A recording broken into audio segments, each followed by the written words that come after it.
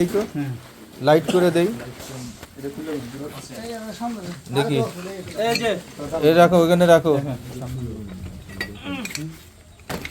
হ্যাঁ রাখো দাঁড়াও এটা কি ঘর ভাঙা এটা হলো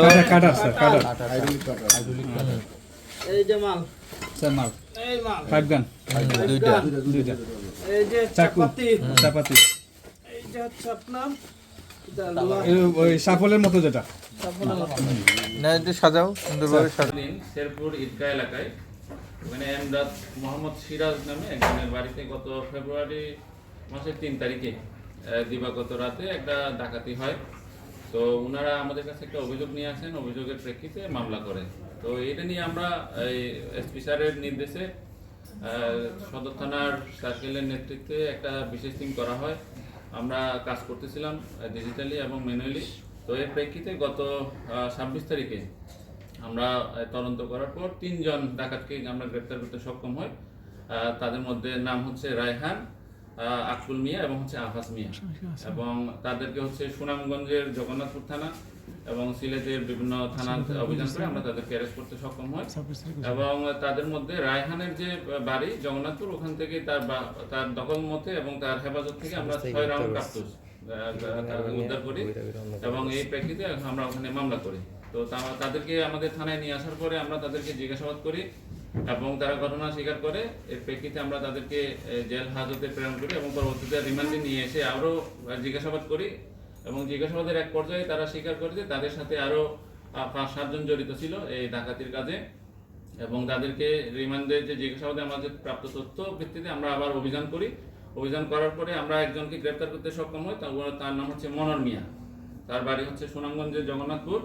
আমরা তার হেফাজত থেকে 2টো দেশীয় 5 গান এবং ইয়ার কাজে ডাকাতির কাজে ব্যবহৃত, এখানে হচ্ছে আপনার একটি তালাভাঙার শাবল, তারপর হচ্ছে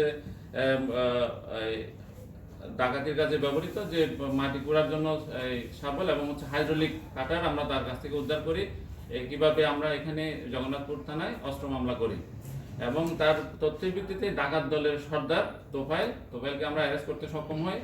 এবং তার পরবর্তীতে তাদের জিজ্ঞাসাবাদে আমরা অশোক কুমার দে, তার বাড়ি হচ্ছে শ্রীমঙ্গলে, সে মূলত ডাকাতি লুণ্ঠিত যে স্বর্ণ অলংকার এগুলো সে কিনত এবং তাকে গ্রেপ্তার করার পরে আমরা আরো সংবাদ পাই যে সে হচ্ছে দীনেশ কর্মকার নামে একজন স্বর্ণকারের কাছে সেই স্বর্ণগুলো বিক্রি করে।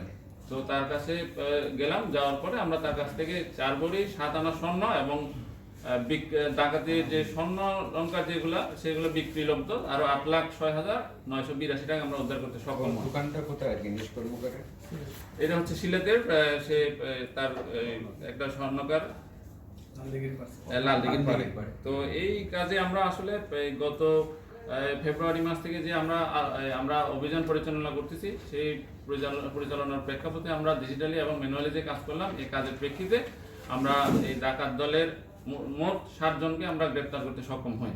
তো এই কাজে হচ্ছে আমাদের মোট যে তারা যে ডাকাতির কাজে ব্যবহৃত একটি প্রাইভেট কার এবং একটি মোটরসাইকেলও আমরা উদ্ধার করতে সক্ষম হই এবং তাদেরকে আমরা যথাযথ নিয়মে জেল হাজতে প্রেরণ করবো এবং তারা যাতে আদালতে স্বীকারোক্তিমূলক জবানবন্দি প্রদান করে সে ব্যাপারে আমরা আমাদের কার্যক্রম অব্যাহত থাকবে।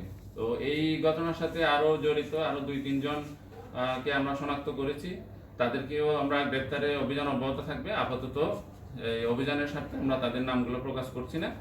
আর আমাদের এই অভিযানটা অব্যাহত থাকবে, যেহেতু আন্তজেলা ডাকাত, সেই কারণে আমরা আপনাদের মাধ্যমে আমরা এই মৌলভীবাজার সদর সহ আমাদের মৌলভীবাজার সদর থানা এবং অন্য আমাদের পার্শ্ববর্তী যে জেলাগুলো আছে সুনামগঞ্জ, সিলেট, তারপর হচ্ছে হবিগঞ্জ, আমরা আপনাদের মাধ্যমে জানাতে চাই এই যে ডাকাতগুলো প্রত্যেকের নামে এই 5টা 7টা থেকে শুরু করে 10-12টা মামলা, ব্রাহ্মণবাড়িয়া ইনক্লুডিং।